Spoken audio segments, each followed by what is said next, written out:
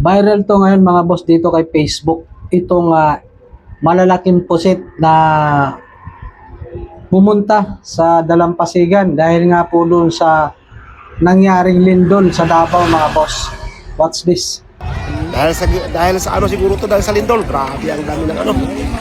Grabe ang dami ng pusit, no. Ang lalaki pa, oh. Grabe, napakaswerte.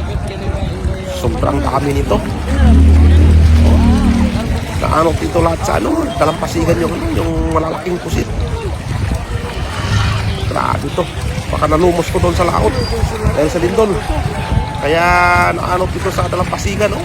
Yun yung lalaki, no. Grabe, dami nila. Yun, no. Dami. Grabe to mga boss ito.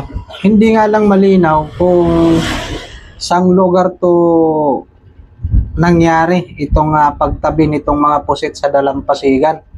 So, swerte ito para doon sa ating mga kababayan na makakuha ng mga ganitong klaseng mamahaling pusit.